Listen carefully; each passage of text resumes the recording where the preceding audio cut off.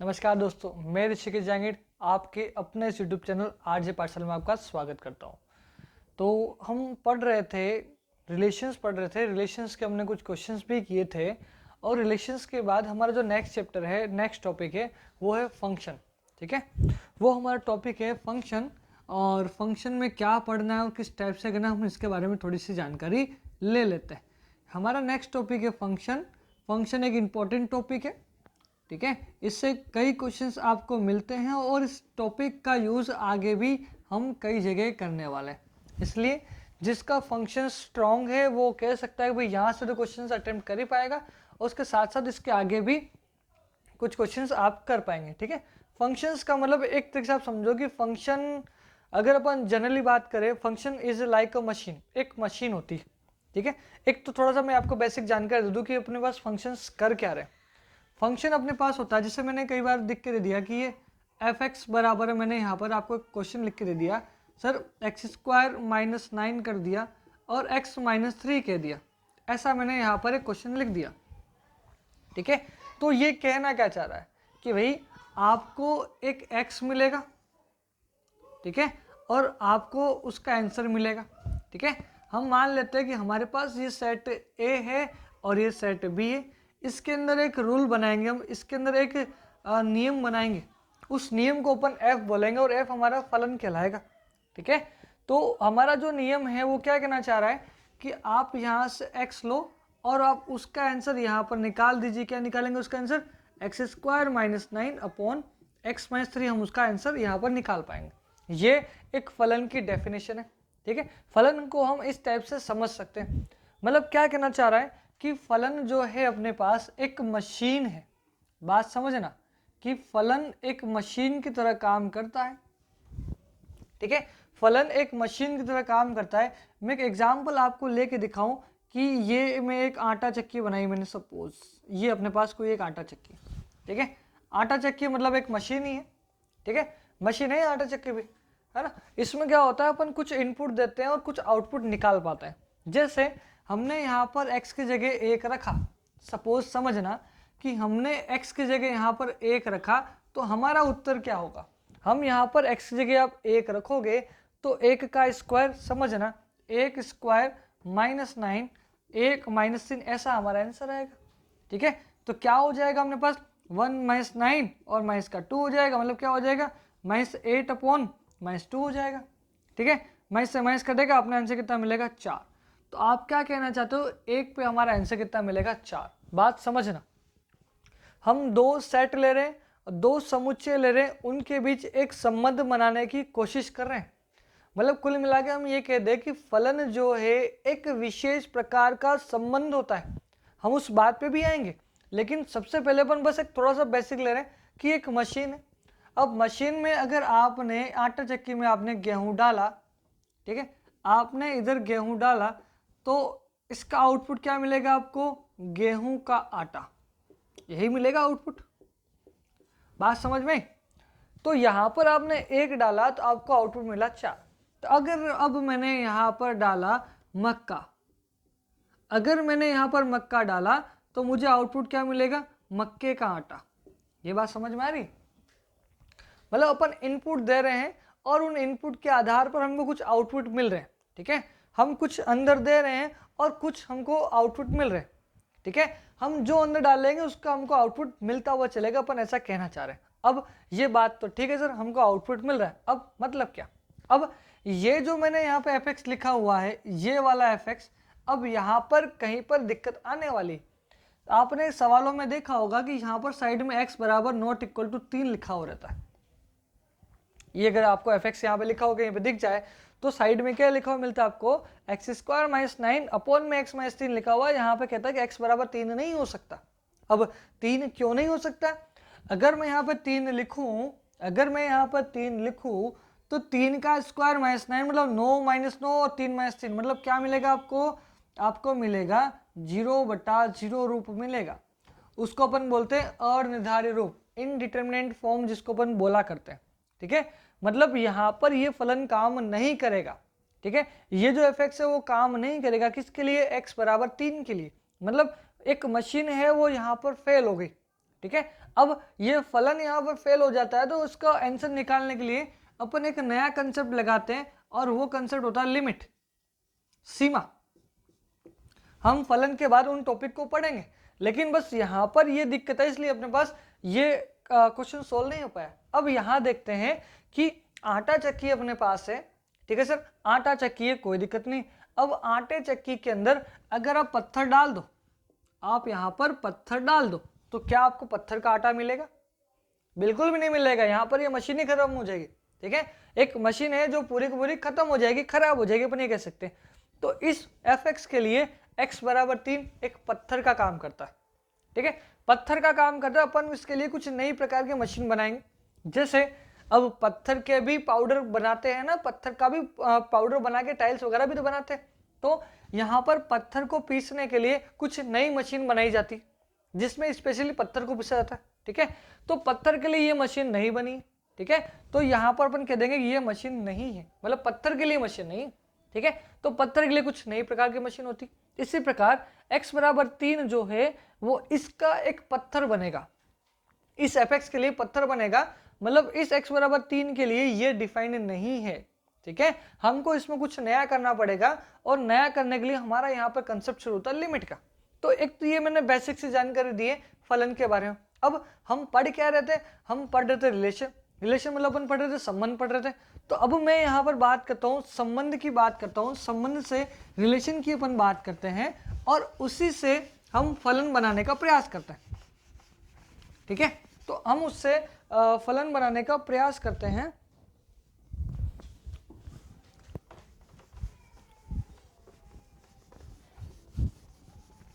फलन बनाने का प्रयास करते हैं। अब क्या होगा, ठीक है। अब बेसिक से जानकारी तो मैंने आपको दे दी है, अब अपन थोड़ा सा डिटेल में आते हैं इसके, ठीक है। तो क्या कहना चाह रहा है, एक समुच्चय है मेरे पास और एक दूसरा समुच्चय जिसको मैं नाम दे रहा हूं a और दूसरा नाम दे रहा हूं b। अब आपका जो फलन है वो f कहलाएगा। ये फलन एक नियम है, क्या है? एक नियम है, एक रूल है, ठीक है। एक नियम है, एक रूल है जिसके तहत प्रत्येक अवयव का, मतलब किसके प्रत्येक अवयव, यहां लिख रहा हूं a के प्रत्येक अवयव का, बात समझना, a के प्रत्येक अवयव का b में अद्वितीय हल मिले, अद्वितीय हल मिले, बस इसी को अपन बोलते हैं फलन। बात समझना, a के प्रत्येक अवयव का b में अद्वितीय हल मिले, मतलब यहां पर मैं अगर लिख दूं 1 2 3 4 5, यहां पर लिख दिया मैंने a b c d e, ऐसे अपन ने लिख दिए। तो यहां पर a का प्रत्येक अवयव का रिलेशन इन ए बी सी डी से होना चाहिए और वो भी अद्वितीय प्रकार से जुड़ा हुआ होना चाहिए, उसको अपन बोलते हैं, क्या बोलते हैं? फलन बोलते हैं। अगर ऐसा नहीं हो रहा है तो उसको अपन फलन नहीं बोल पाएंगे। अच्छा, अब होगा क्या वो अपन देखते हैं, ठीक है। तो यहाँ पर ये समझ में आ रहा है, ठीक है। अब क्या होगा कि जैसे हमको एक फलन की बात करनी है, तो फलन में क्या होता है, आपके पास मिलता है एफ ए मिलता है, ठीक है, एफ ए मिलता है। या फिर मैं अगर जानकारी आपको दूं कि मान लो कि एक का ये इमेज है, बी का ये, 3 का ये है, ये इसका ये अपने बात की, मैंने एक जनरली आइडिया लिया है, ठीक है। तो आप इसको कैसे लिख रहे हो, आप F1 बराबर लिख रहे हो ए, आगे आप क्या लिख रहे हो, F2 बराबर लिख रहे हो आप बी, आप क्या लिख रहे हो आगे, F3 बराबर लिख रहे हो सी, आप क्या लिख रहे हो, F4 बराबर आप क्या लिख रहे हो, डी लिख रहे हो, और आप क्या लिख रहे हो, F5 बराबर आप लिख रहे हो ई लिख रहे हो, ठीक है। एक तो ये फलन को लिखने का इस प्रकार से तरीका भी अपने देख लिया। अच्छा, इसको आप ऐसा भी लिख सकते हो, कैसा लिख सकते हैं, 1 ए, ठीक है। इसको आप कैसा लिख सकते हो, बोलो 2 बी, आप इसको ऐसा लिख सकते हो। इसको आप कैसे लिख सकते हो, 3 सी लिख सकते हैं। इसको आप कैसे लिख सकते हो, बोलो 4 डी लिख सकते हैं। इसको आप कैसे लिख सकते हो, 5 ई लिख सकते हैं। क्लियर? तो अब समझ में क्या आ रहा है आपको कि सर ये जो है फलन बना रहा है। फलन क्यों बना रहा है, आप देखो, ए के प्रत्येक अवयव का बी में अद्वितीय हल मिला है, मतलब ए का प्रत्येक अवयव मतलब 1 2 3 4 5 सारे आ गए, ठीक है। उनका बी में एक यूनिक तरीके से सॉल्यूशन मिला है, मतलब 1 का एक सॉल्यूशन मिला ए, 2 का एक सॉल्यूशन मिला बी, 3 का सॉल्यूशन मिला सी, और 4 का मिला डी, और 5 का मिला ई। तो ये एक प्रकार से संबंध कहलाएगा। बात समझ में आ गई होगी आपको, ठीक है। तो अपने पास ये संबंध के बारे में अपन ने थोड़ी सी जानकारी ली। किसके पदों में लिखा अपन ने, ये अपन ने पदों में लिखा संबंध के। मतलब आप ये कह सकते हो कि जो हमारा फलन है, फलन जो आपके पास होता है एक विशेष प्रकार का संबंध, ठीक है, एक विशेष प्रकार का संबंध है, ठीक है। उसी को आप क्या कह रहे हो यहां पर, उसी को आप बोल रहे हो फलन। मतलब संबंध मतलब रिलेशन ही तो था, अब उन्हीं के ऊपर अपन बातचीत करने वाले हैं, ठीक है। आप इसको एक बार नोट कर लीजिएगा।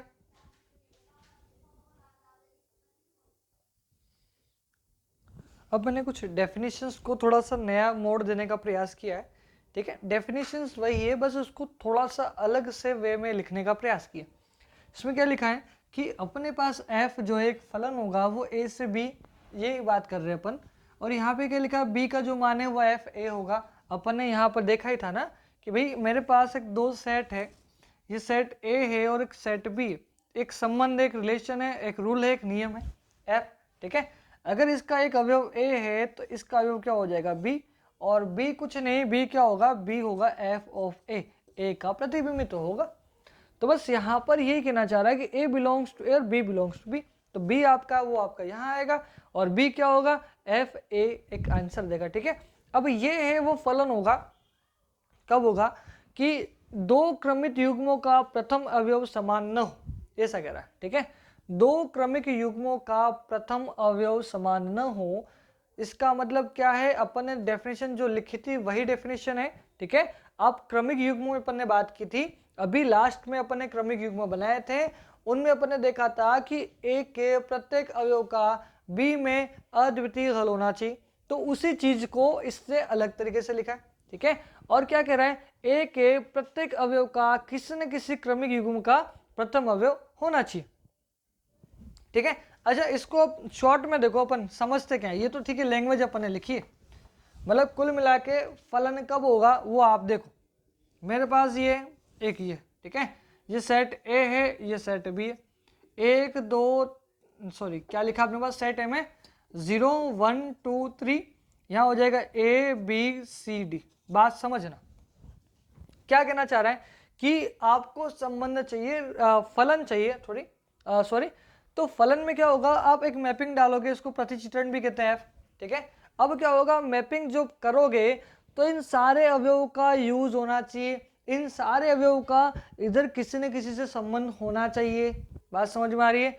अगर यहाँ का कोई भी एक नंबर खाली बैठा रह गया तो ये फलन नहीं होगा। जैसे मैं ये कह दूं इसको इससे मिला दो, इसको इससे मिला दो, इसको इससे मिला दो, ये लो, ठीक है, और आप कैसे कहते हैं और भी मिला दो, कोई दिक्कत नहीं।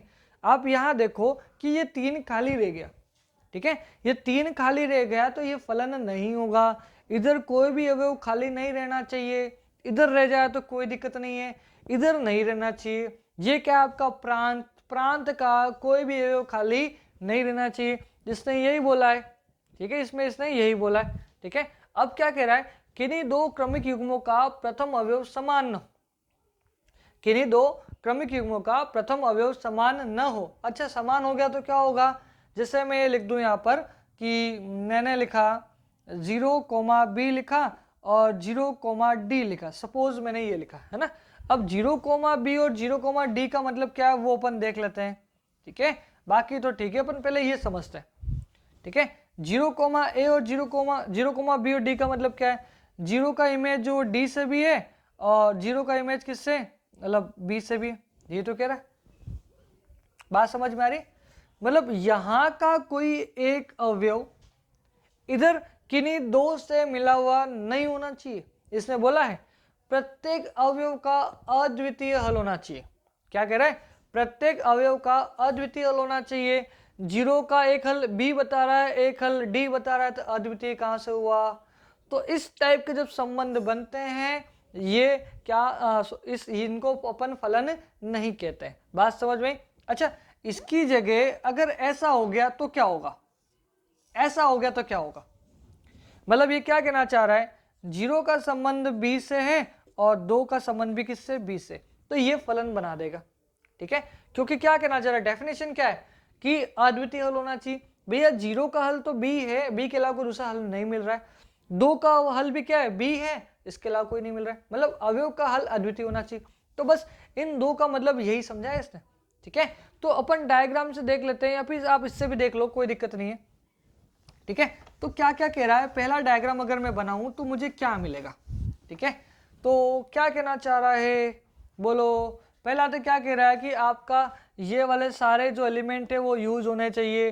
ठीक है, एक का प्रत्येक अवयव किसी न किसी क्रमिक युग्म का प्रथम अवयव होना चाहिए। अब देख लो, एक का प्रत्येक अवयव कौन सा है? 0 1 2 3, 0 है, 1 है, 2 है, 3 है, सारे अवयव काम आ रहे हैं, ये आपका फलन होगा। अच्छा, यहाँ पर 0 1 2 3 सारे काम आ रहे हैं। ठीक है, यहाँ पर 0 है, 1 है, 3 है, यहाँ पर ये फलन नहीं कहलाएगा। मैं अभी इसी लाइन को पढ़ के बता रहा हूँ। ठीक है, ये फलन नहीं होगा। कारण क्या है, यहाँ पर 2 का इमेज मिला ही नहीं, मतलब इधर वाला एक सेट खाली रह गया, एक अवयव। ठीक है, अगर अपन ढंग से बात करें तो ये क्या कहना चाह रहा है वो अपन देखते हैं। ठीक है, हम F1 के बारे में बात कर लेते हैं। पहले हमारा जो F1 है वो ऐसा है। ठीक है, यहाँ पर सेट ए है आपके पास, यहाँ पर सेट बी है। क्या लिखा आपने? 0 1 2 3 लिखा है, यहाँ पर ए बी सी डी ये लिखा है। क्लियर है? अब समझो, 0 का इमेज ए से है, ये लो भैया 0 को आप ए से जोड़ो, जोड़ दिया। 1 को आप किससे जोड़ दो? ए से जोड़ दो, ये लो जोड़ दिया। 2 को आप किससे जोड़ोगे? सी से जोड़ोगे, 2 आपका जुड़ जाएगा सी से। ठीक है सर, डी किससे जुड़ेगा आपका? डी जुड़ेगा आपका, सॉरी 3 जुड़ेगा आपका, डी से जुड़ेगा। बात समझ में आ रही? तो ये फलन हो जाएगा। कारण क्या है, इधर के प्रत्येक अवयव का प्रतिबिंब हमको मिल रहा है। ठीक है सर, दूसरी बात क्या है कि इनका अद्वितीय हल मिल रहा है, मतलब 0 का एक हल मिल रहा है, क्या? ए, और 0 का एक हल ए के अलावा कोई दूसरा सॉल्यूशन नहीं है। 1 का भी एक हल मिल रहा है, क्या मिल रहा है? ए मिल रहा है। इन दोनों के सॉल्यूशन समान हो सकते हैं, लेकिन इन दोनों के अद्वितीय हल अपन ऐसा कह सकते हैं ना। तो मतलब ये इस टाइप के सॉल्यूशन आपको यहाँ पर मिल सकते हैं, ये 2 3 4 जो भी किसी एक से रिलेटेड हो सकते हैं। लेकिन इसका उल्टा ऐसा आपको नहीं मिलना चाहिए। इधर का आप एक एलिमेंट लो, यहाँ पर 1 2 3 4 से जुड़ा हुआ, तो वो संबंध वो फलन आपका नहीं होगा। क्लियर है? तो ये जो पहला है आपका हो जाएगा फलन। दूसरे में देखो क्या कह रहा है कि यहाँ पर 0 है और यहाँ पर भी 0 है। 0 के 2 मान मिल रहे हैं आपको। 0 का एक मान क्या मिल रहा है? बी मिल रहा है, और एक मान क्या मिल रहा है? डी मिल रहा है। तो अगर आप डायग्राम में देखो, डायग्राम में आप क्या देखोगे भाई? हम यही देखेंगे कि अपने पास 2 सेट है, एक सेट ए है, एक सेट आपके पास बी है। आपने इसको ऐसे मैपिंग डाली एफ में, यहाँ पर 0 1 2 3 लिख दिया, यहाँ पर ए बी सी डी कर दिया। 0 को जोड़ना है बी से, ये जोड़ दो बी से। फिर 1 को जोड़ना है ए से, तो आप 1 को जोड़ दो ए से। ठीक है, फिर 2 को जोड़ना है सी से, 2 को जोड़ दो सी से। ठीक है, 3 को जोड़ना है डी से, 3 को जोड़ना है डी से, जोड़ दो, कोई दिक्कत नहीं है। 0 को जोड़ना है किससे? डी से। अब ये लफड़ा कर रहा है, लफड़ा कौन कर रहा है? हमारे को ये समझ में आ रहा है कि 0 का एक बी से भी है, 0 का डी से भी। तो 0 का अद्वितीय हल आपको नहीं मिला। भले ही यहाँ के सारे अवयव काम आ गए, लेकिन 0 का आपको अद्वितीय हल नहीं मिला है। ठीक है, इसलिए ये जो है आपका फलन नहीं होगा। अब सेम कहानी यहाँ देखते हैं, F3 भी आपका फलन नहीं होगा, क्योंकि यहाँ पर सेट ए के सारे अवयव काम नहीं आए। सेट ए के अवयव कौन सा? 0 1 2 3 है। यहाँ पर 0 काम आ रहा है, 1 काम आ रहा है, 3 काम आ रहा है, यहाँ पर 2 काम में आया ही नहीं, इसलिए 3 भी आपका F3 भी क्या हो जाएगा? आपका फलन नहीं होगा। अब अपन आगे देखते हैं, F4 पे आते हैं। F4 पे क्या लिखा है वो देख लेते हैं, फलन बनाएगा कि नहीं बनाएगा। अब ये देख लेते हैं। ठीक है, अब अपन इसके अकॉर्डिंग बात करते हैं। सारे वो काम आ गए, पहले वो देखो 0 पहला अवयव 1, पहला अवयव 2 है, 3 है, मतलब ये सारे काम आ गए। एक बात तो समझ में आ गई। अब दूसरा क्या करता है कि ये पहले अवयव 2 बार नहीं होने चाहिए, यही तो था। देखो यहाँ पर 0 0 2 बार आ गया था पहले। ठीक है, इसलिए अपन नेग्लेक्ट कर दिया था इसको, ये नहीं होगा। अब यहाँ पर ऐसा कहीं पे भी काम नहीं हो रहा है, इसलिए अपन क्या कहेंगे? ये अपना क्या हो जाएगा? फलन हो जाएगा। तो ये है हमारा फलन in terms of relation. Relation के तर्ज पर अपन फलन पढ़ रहे हैं, फलन को अपन एक नए तरीके से और पढ़ेंगे, वो भी अपने पास आएगा, लेकिन अभी अपन संबंध के आधार पर फलन को समझना चाह रहे हैं।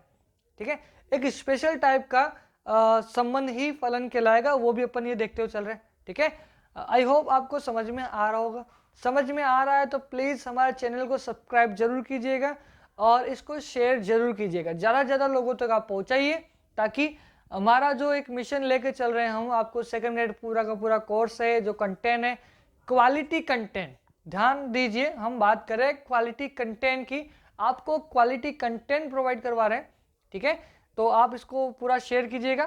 तो ये हमारा क्वेश्चन था एग्जाम्पल नंबर 1, अपन इसके 4 अपने फंक्शंस पढ़े और इनको अपन ने देखा। अब अपन आगे कुछ और एग्जाम्पल देखते हैं।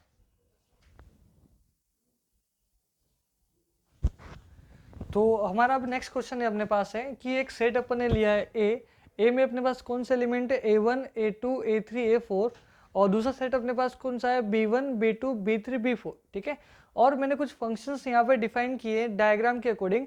एक फंक्शन अपन ने ले लिया है F1, एक ले लिया F2 और एक ले लिया F3। तो अपन ये डिफाइन करेंगे कौन सा फंक्शन होगा या कौन सा नहीं होगा, अपन वो देखेंगे। तो सबसे पहली बात क्या कहा था कि इस सेट का कोई भी एलिमेंट खाली बचना नहीं चाहिए। अगर यहाँ पे कोई भी खाली नहीं बच रहा तो वो हो सकता है फलन कहलाएगा, फंक्शन कहलाएगा।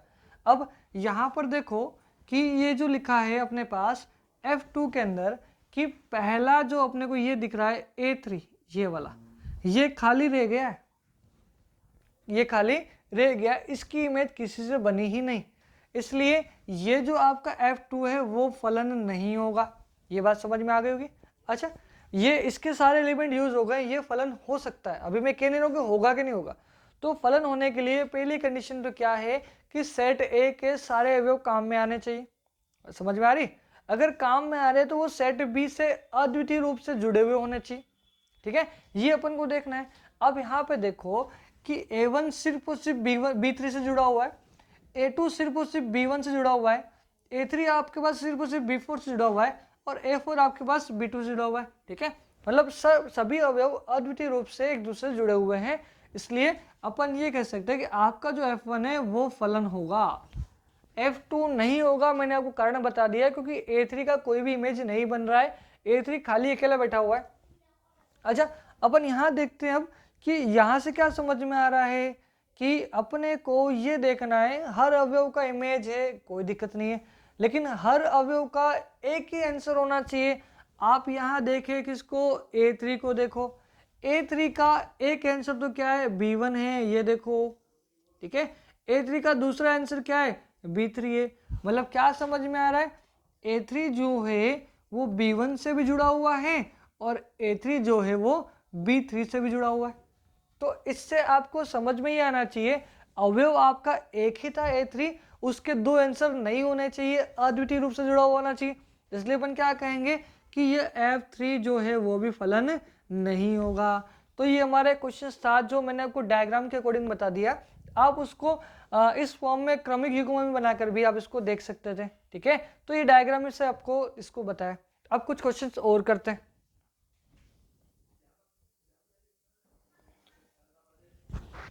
कुछ क्वेश्चंस हमने और लिखे हैं, उनको अपन देखते हैं कि किस टाइप से सोल्व करेंगे। ठीक है, तो क्वेश्चन नंबर सेकंड में हमने क्या लिखा है कि एक सेट ए है जिसमें एलिमेंट कौन से हैं, एक्स वाई जेड, और एक सेट बी है जिसमें अवयव कौन से ए बी सी। ठीक है, आपको देखना है कि जो मैंने एफ लिखा कि वो फलन होगा कि नहीं होगा, वो आपको देखना है। ठीक है, तो क्या समझ में आ रहा है कि आपको ने एक पहले भी देखा था कि सारे अवयव होने चाहिए, एक्स वाई जेड तीनों होने चाहिए, पहले एक्स वाई जेड तीनों है, कोई दिक्कत नहीं है। लेकिन क्या कहा था कि किसी भी क्रमिक युग्म के अंदर पहले दो अवयव ये सेम नहीं होने चाहिए। ठीक है, इसका मतलब क्या है, x का इमेज b भी है और x का इमेज c भी है, तो एक ही अवयव के दो आंसर पॉसिबल नहीं है, इसलिए अपन क्या कहेंगे कि ये अपने पास फलन नहीं होगा। क्लियर है? तो अपन ने वही तो कहा। अब क्या कह रहा है, सेकंड क्वेश्चन में अपने लिखा है f जो है वो r से r में, मतलब ये समझो कि आपके पास दो सेट है, एक सेट R है और दूसरा सेट भी आपके पास क्या है, R है, और आपके पास एक नियम लग गया F। ठीक है, अब नियम क्या है कि अगर आप यहाँ पे x डालोगे तो आपको आंसर में क्या मिलेगा, log x मिलेगा। ये अपने पास ध्यान रखना है। ठीक है, अब ध्यान से समझना ये है कि आर आपके पास क्या है, सेट्स ऑफ रियल नंबर, ठीक है, वास्तविक संख्याओं का समुच्चय है, ठीक है। तो यहाँ पर अपन को समझना चाहिए कि जो आपका आंसर जो है वो भी इन्हीं के अंदर आना चाहिए, ठीक है, आपको रियल नंबर से बाहर जाना ही नहीं है, ठीक है। तो हम यहाँ पर देखें, अपन समझते हैं ना कि अगर मैंने यहाँ पर नंबर लिखा -2, बात समझना, ये सारे रियल नंबर है ना, बिल्कुल रियल नंबर है, -2 रियल नंबर है अपने पास, वास्तविक संख्या, ठीक है। तो इसका जो आंसर इधर होना चाहिए था वो क्या होना चाहिए था, बोलो, कि अपने को मिलना चाहिए था log ऑफ -2, ये होना चाहिए था, ठीक है। लेकिन log -2 जो है, ये log -2 है वो क्या है, वास्तविक संख्या नहीं है, वास्तविक संख्या नहीं है। आपने 11th-12 में पढ़ा होगा कि आप जो भी फॉर्मूला लगाते थे log का, उसमें log करके मोड लगाते थे, मोड ए लिखा करते थे, मतलब आपको यहाँ पर धनात्मक नंबर ही चाहिए होता था, क्लियर है। तो यहाँ पर अपन ये कह सकते हैं log -2, इसका जो आंसर होना चाहिए log -2 होना चाहिए, और वो इसके अंदर नहीं आएगा क्योंकि अपने को लेने क्या, वास्तविक संख्या लेनी है, ठीक है। तो मैं ये कह सकता हूँ कि यहाँ पर जितने भी नेगेटिव नंबर आएंगे इस आर के अंदर, उसका यहाँ पर किसी से कोई संबंध होने वाला नहीं है, ठीक है, मतलब ये नंबर खाली बैठ गए, इनका किसी से कोई रिलेशन हुआ ही नहीं। तो अपन क्या कहेंगे कि जो अपन ने ये जो f(x) लिखा है वो हमारे पास क्या है, एक फलन नहीं है, ये भी हमारा जो है वो फलन आपको नहीं बना के देगा, क्लियर है। अब अपन आगे देखते हैं, यहाँ पर क्वेश्चन नंबर 4th में देखते हैं, ठीक है। 4th में क्या हो जाएगा, ये वही फॉर्मूला लिखा है, बस मैंने लिखा है आर प्लस का मतलब अपने पास है कि अब अपने पास जो सेट मिलेगा वो किसका मिलेगा, आर प्लस का मिलेगा, पॉजिटिव नंबर का मिलेगा। और आप ऐसा देखेंगे, मतलब आपको यहाँ पर सारे के सारे धनात्मक नंबर मिलेंगे, और आपको ये भी पता है कि सारे धनात्मक नंबर अपन जब लेने वाले हैं उसका log लेंगे, उसका क्या लेना है, log लेना है, तो वो आपके पास एक वास्तविक संख्या ही मिलेगी। देखो log में दिक्कत कहाँ आती है, log ऑफ -x जब ओपन करते हैं ना, वहां पर अपन को रियल नंबर अपन को नहीं मिलते। तो इसने क्या कहा कि ये पहले ऋणात्मक नंबर भी इसमें थे, अब इसने r प्लस कर दिया, इससे क्या कर दिया, r प्लस कर दिया। इसका मतलब क्या है, r प्लस कर दिया मतलब अपन को सिर्फ पॉजिटिव नंबर ही लेने, तो उनका आंसर तो आपको इधर मिलेगा ही मिलेगा, ठीक है। तो अपने पास अपन ये कह सकते हैं कि ये जो वो क्या बनाएगा, एक फलन बनाएगा। यहाँ तक बात समझ में आपको आनी चाहिए, क्लियर है। तो ये अपन को बात समझनी चाहिए थी कि ये हमारा फलन बनाएगा, कब बनाएगा, जब आपका जो पहला जो सेट आ रहा है वो प्रांत होता है, ठीक है। अपन थोड़ा सा और मैं बात जाऊंगा थोड़ी देर में, प्रांत, सहप्रांत और परिसर क्या होता है, हम इनके बारे में भी जानकारी लेंगे, ठीक है। तो एक चीज तो अपन को समझ में ही आ गई।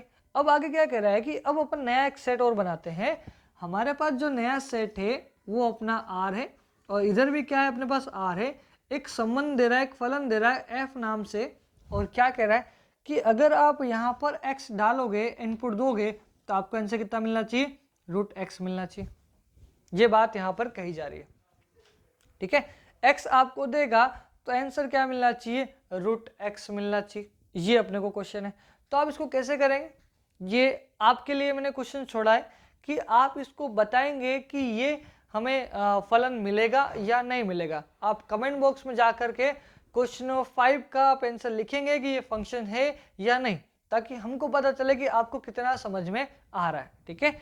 एक तो मैंने ये लिख दिया यहाँ पर f r से r में लिख दिया, और इसी में थोड़ा सा मैं चेंज कर दूं क्वेश्चन नंबर 6 के अंदर, ठीक है। मैं ये चेंज कर दूं, f जो है मेरे पास r प्लस से लेकर के r में जा रहा है, और फलन मैंने ये लिखा है f(x) बराबर में √x लिखा है, ठीक है। तो आपको मैं ये कहना चाह रहा हूँ क्वेश्चन 5 और 6 ये आपके लिए छोड़ा है, आप बताएंगे कि इनका आंसर क्या है, कि ये क्वेश्चन 5 फलन होगा क्या नहीं होगा, क्वेश्चन नंबर 6 फलन होगा या नहीं होगा, ठीक है। तो ये इनमें थोड़ा सा मैंने चेंज किया है, यहाँ पर r से r में लिखा है, यहाँ पर r प्लस से क्या लिख दिया मैंने, r में लिख दिया, ठीक है। तो अब अपन थोड़ा सा और आगे देखते हैं कि सर होगा क्या इससे, ठीक है। अब मैं वो वाला एग्जाम्पल ले लेता हूँ, कौन सा वाला एग्जाम्पल, जो क्वेश्चन नंबर 2 का जो एग्जाम्पल था वो अपन देख लेते हैं, ठीक है। मेरे पास एक सेट है यहाँ पर A, और एक सेट है मेरे पास B, ठीक है। एक मैपिंग है आपके पास F, इससे क्या लिखा था, X लिखा था, Y लिखा था, Z लिखा था, ठीक है। और मैंने यहाँ लिख दिया A, B और C कर दिया, बात समझना, ठीक है। जो आप पहला सेट जो ले रहे हो उसको आप बोलते हो प्रांत। क्या बोलते हैं? प्रांत। इसको अंग्रेजी में बोला करते हैं डोमेन। डोमेन बोल रहे हैं फिलहाल, ठीक है। और ये जो अपन ले रहे हैं, जो सेकंड सेट जो अपन ले रहे हैं उसको बोलते हैं सहप्रांत, ठीक है। इसको बोलते हैं अपन कोडोमेन, ठीक है। अब क्या होगा, मान लो कि भैया x का आंसर a आ रहा है और y का आंसर जो आ रहा है वो b आ रहा है, ऐसा हो गया, ठीक है। और ये ले लो भैया z का आंसर भी b आ रहा है। तो पहली बात तो क्या समझ में आ रही है कि ये फलन है कि नहीं? बिल्कुल ये फलन है। x का भी आंसर है, y का भी आंसर है, z का भी आंसर है, और y का एक आंसर b है और b के अलावा y का कोई भी आंसर नहीं है। z का एक आंसर b और b के अलावा जिसका कोई आंसर नहीं है, ठीक है। इसलिए इसके सारे फंक्शन अपन ने काम में ले लिए हैं और इसके अपन ने सारे क्वेश्चन काम में ले लिए हैं और अपन को ये दिख रहा है कि इनका कोई ना कोई इमेज अपने पास है, ठीक है। मैं पहले ये लेने वाला था लेकिन फिर मैंने इसको नहीं लिया। मैंने एक जनरली कुछ एग्जाम्पल लेके बात कर रहा हूँ यहाँ पे, प्रांत, सहप्रांत और ये क्या होता है, ठीक है। अब आपको जो आंसर यहाँ पे मिलने वाले हैं, जो आंसर मिल रहे हैं ये हिस्सा आपको इसके आंसर मिला है, उसको अपन बोलते हैं परिसर। परिसर बोलते हैं और इसको अंग्रेजी में बोला जाता है रेंज। बात समझ में आ गई होगी, ठीक है। जो अपन दो सेट ले रहे हैं, पहला सेट जो आपका होता है प्रांत, जो दूसरा सेट है वो क्या होता है आपका सहप्रांत, और दूसरे सेट में जो एलिमेंट आंसर के रूप में आपको मिले उनको अपन बोलते हैं परिसर। उनको आप इकट्ठा कीजिए, आप परिसर बना देंगे, ठीक है। तो आपको यहाँ तक समझ में आया होगा। अपन कुछ क्वेश्चंस और लिखते हैं, जब तक आप वीडियो को पॉज करके इसको नोट डाउन कर सकते हैं। अब हमने कुछ क्वेश्चंस इसमें और लिखे हैं, क्वेश्चन में 7, 8, 9, 10 कुछ और लिखे हैं, है ना। इन क्वेश्चंस को देखते हैं हम कैसे इनके साथ डील कर रहे हैं। हमारा जो इन क्वेश्चंस को करने का मेन मोटिव है कि हम यहाँ से प्रांत और परिसर कैसे निकाला जाता है, हम इनके बारे में बात कर लेते हैं, ठीक है। इनका प्रांत क्या होगा, इनका सहप्रांत क्या होगा, इनका परिसर क्या होगा, हम इनके बारे में जानकारी ले लेते हैं। ये जितने भी एग्जाम्पल्स हम यहाँ पर कर रहे हैं, अभी फिलहाल जो हम कर रहे हैं, ये सब के सब पुरानी वाली जो आरबीएससी की किताबें चलती थी 2008 से पहले वाली, उन्हीं के कुछ क्वेश्चंस अपन लेकर हैं, ठीक है। आपका जो क्वेश्चंस का एग्जाम का जो पैटर्न है और जो उस पैटर्न के अकॉर्डिंग जो क्वेश्चंस आते हैं वो सीधे के सीधे उन पुरानी किताबों से पूछ लिए जाते हैं। इसलिए अपन मेन फोकस अपना उन किताबों के ऊपर ही, और बचे कुछ क्वेश्चन जो है अपन वो एसआर सैनी से करते हैं, ठीक है। और इतना अगर आपने पढ़ लिया तो वो मोर देन सफिशिएंट है, आपका सिलेक्शन पक्का है। आप सारे क्वेश्चन आप इनको कर दीजिए, आपका काम हो जाएगा, ठीक है। तो हम क्वेश्चन नंबर 8 पर आते हैं कि क्या कहना चाह रहा है कि f जो है वो r से r में जा रहा है। बात समझिएगा कि f जो है आपके पास r से r में जा रहा है। ये आपके पास एक सेट r हो गया और एक दूसरा सेट क्या हो गया आपके पास r हो गया, ठीक है। इन दोनों को अपन r कह रहे हैं। अच्छा, r का मतलब क्या है? सेट्स ऑफ रियल नंबर, वास्तविक संख्याओं का समुच्चय है, ठीक है। तो अपने पास ये वास्तविक संख्याओं का समुच्चय है, ठीक है। अब ये यहाँ से यहाँ पे जा रहा है, क्लियर। अब इसको नाम दे रहा है ये f। अब रिलेशन क्या है अपने पास? x का जो आंसर है वो आएगा x², ठीक है। अब संख्याएं वास्तविक, इसका मतलब नेगेटिव नंबर भी होंगे, पॉजिटिव भी होंगे, जीरो भी होगा।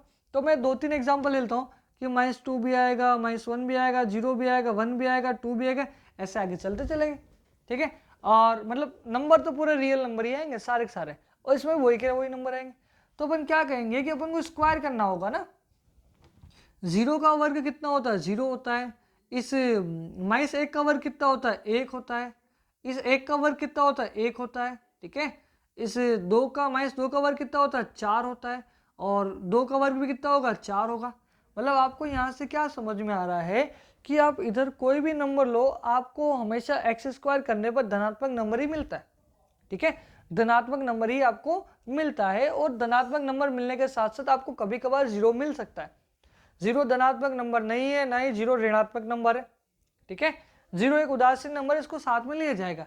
तो हम इसकी बात करें कि भैया हमको इससे जो प्रांत मिला है, प्रांत मतलब जो आप सेट ले रहे हो आपका प्रांत r है, और आपका जो सह प्रांत है इस क्वेश्चन में सह प्रांत भी आपके पास क्या है? r है। और आपका जो परिसर है, परिसर का मतलब आपको जो आंसर मिलने वाले है वो, अब यहाँ पर स्क्वायर है तो हमेशा धनात्मक राशि रहेगी। तो परिसर जो आपका रहेगा यहाँ पर वो रहेगा r प्लस यूनियन 0, क्योंकि 0 का वर्ग करने पे आपको 0 भी तो मिल रहा है। इस r प्लस में कभी भी 0 नहीं आता है, इसलिए हमने ये देखा कि धनात्मक राशि के साथ साथ इसका 0 आंसर भी आ रहा है। इसलिए इस क्वेश्चन का जो परिसर है वो अपने पास ये हो जाएगा। क्लियर? अच्छा, यहाँ तो समझ में आ गया। अब क्या कहना चाह रहा आगे कि अपने पास सेट ए है और सेट बी है। बात समझिएगा, ये सेट ए है और सेट बी नहीं, यहाँ पर नाम दे रहा एन, ए और एन। ए में कितने अवयव? 1 2 3 4। और इसमें क्या है? इसमें लिखा है एन। एन का मतलब सारे प्राकृत संख्याएं होगी। ठीक है, मतलब इसमें 1 होगा, 2 होगा, 3 होगा, 4 होगा, 5 6 7 8 9, ऐसे आगे नंबर चलते चलेंगे। ठीक है ना, सारे नेचुरल नंबर आएंगे। अब क्या कह रहा है कि आपको यहाँ पर एक्स रखना है और आंसर निकालना है। बात समझिएगा, आपको यहाँ पर एक्स रखना है और आंसर निकालना है। वही इनपुट दो, आउटपुट लो। अब इनपुट में आपके पॉसिबिलिटीज क्या है? 1 से लेकर 4 तक नंबर। इनपुट आप दोगे किससे? सेट ए से दोगे। बात समझिएगा, आप सेट ए से ही तो दोगे इनपुट। ठीक है, आपने सेट ए से इनपुट दिया, मतलब आपने यहाँ पे 1 रखा, आपने 2 रखा, आपने 3 रखा, आपने 4 रखा। अगर आपने 1 रखा है तो यहाँ पर 1 हो जाएगा। 3 इंटू 1 3, 3 प्लस 2 कितना हो जाएगा? 5। मतलब ये कह सकते हैं कि 1 जो है वो किससे अटैच हो रहा है? 5 से अटैच हो रहा है। अगर आपने यहाँ पर 2 रखा तो 3 दुखी 6, 6 प्लस 2 कितना हो जाएगा? 8। तो 2 जुड़ेगा आपका 8 से। क्लियर? अगर आपने यहाँ पर 3 रखा है तो 3 यहाँ पर 3 रखोगे तो यहाँ 3 3 9, 9 और 2 कितना हो जाएगा? 11, और 3 जुड़ेगा आपका 11 से। ठीक है, अगर आपने यहाँ पे 4 रखा है तो 4 3 12 और 2 कितना हो जाएगा? 4 3 12 और 2 14, 4 3 12 13 14। ठीक है, तो आपको कुछ आंसर्स इस टाइप से मिलने वाले। ठीक है, क्या मिल रहा है जरा आप देखिएगा कि अपन को क्या क्या इसका आंसर्स मिल रहा है। कि 1 जो है वो आपका अटैच हो रहा है किससे? 5 से। 2 अटैच हो रहा है आपका 8 से। 3 अटैच हो रहा है आपका 11 से। और 4 जो आपका अटैच हो रहा है किससे?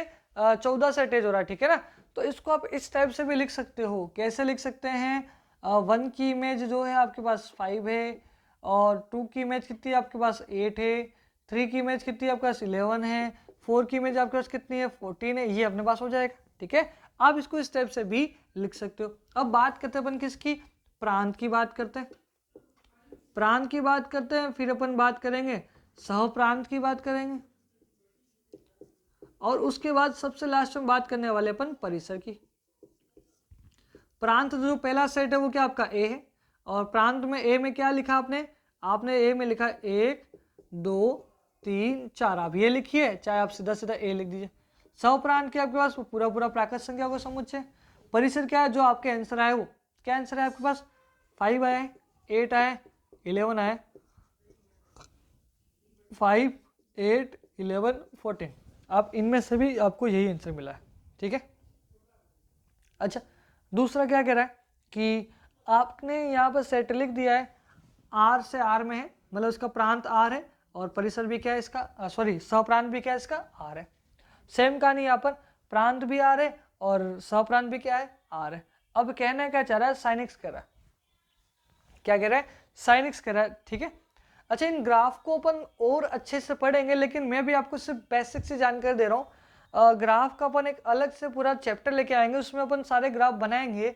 साइन ट्रिग्नोमेट्री के सारे ग्राफ हो गए, e की पावर x का कोई ग्राफ हो गया, log x का कोई ग्राफ हो गया, ऐसे बहुत सारे ग्राफ अपन वहाँ सीखेंगे, है ना।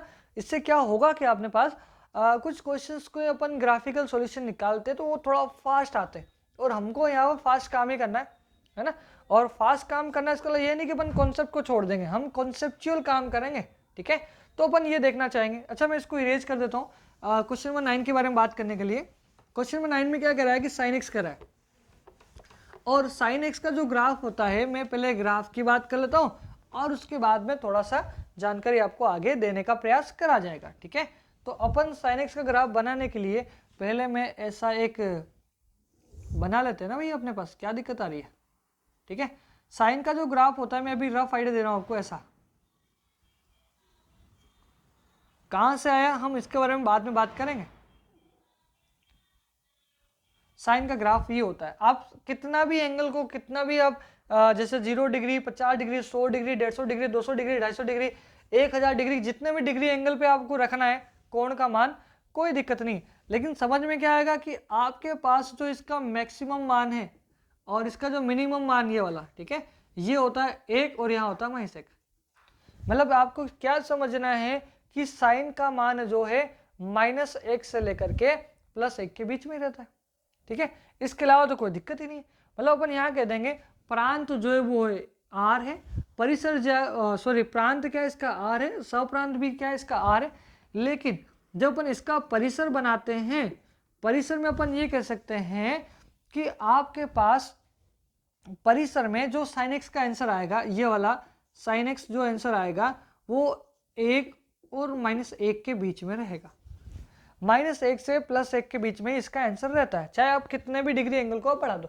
भाई ये अपने पास एक सेट, ये आ रही तो है, पूरी नंबर लाइन है ना, रियल नंबर। आप एंगल को कितना इधर ले जाओ, चाहे आप कितना इधर ले जाओ, आपका आंसर +-1 के बीच में ही घूमता रहेगा। इसलिए आपका आंसर क्या आ जाएगा, परिसर में -1 से लेकर के +1 हो जाएगा। क्लियर है? तो ये आपको समझ में आना चाहिए। अब सेम कारण इसका भी, प्रांत भी R है और सप्रांत भी R है। अब fx बराबर ex लिखा है, e⁻x। अब e⁻x का मैं आपको ग्राफ दिखा देता हूँ, थोड़ा सा हिंट मैं आपको दे दूं कि इसका जो ग्राफ होता है वो कुछ इस टाइप से बनाता है। इसके टच नहीं होता है, टच हो गया गलती से, कुछ ऐसा ग्राफ होता है, ये होता है e⁻x का, ठीक है। तो ये e⁻x का ग्राफ होता है। अभी बस मैं आपको थोड़ी सी जानकारी दे रहा हूँ, मैं डिटेल में जाऊंगा, हम ये कह रहे हैं हम इसको डिटेल में और अच्छे से पढ़ेंगे, लेकिन अभी फिलहाल हम फलन पढ़ रहे हैं। फलन के ऊपर थोड़ा सा देख लेते हैं, उसमें ग्राफ भी आएंगे, हम ग्राफ के ऊपर भी जाएंगे, ठीक है। तो यहाँ से क्या समझ में आ रहा है कि e⁻x का जो ग्राफ है, जो आंसर आ रहा है वो क्या आ रहा है, इसके ऊपर ही आ रहा है, इसके ऊपर ही आ रहा है ना। मतलब अपन क्या कह रहे हैं, y का जो मान है, जो फलन का जो मान है वो इसके ऊपर आ रहा है ना। तो अपन ये कहेंगे कि सर इसका जो परिसर आ रहा है ना, इसका परिसर वो हमेशा क्या आ रहा है, धनात्मक संख्या आ रही है, धनात्मक संख्या आ रही है। r प्लस इसका क्या हो जाएगा, परिसर हो जाएगा। इसका आंसर 0 कभी नहीं होगा, क्योंकि ये इस लाइन को टच करेगा नहीं, 0 जाएगा ही नहीं, ठीक है। तो ये हमने कुछ क्वेश्चंस किए हैं जो हमारी 2008 से पहले वाली जो अपने आरबीएससी की बुक है उनसे कुछ क्वेश्चंस लिए हैं। अब हम नेक्स्ट वीडियो में टाइप्स ऑफ फंक्शंस पढ़ेंगे, टाइप्स ऑफ फलन पढ़ेंगे, कितने टाइप के होते हैं, किस टाइप से काम करते हैं, हम ये सब चीज़ें लेके आएंगे, ठीक है। तब तक के लिए पढ़ते रहिएगा। Thank you so much.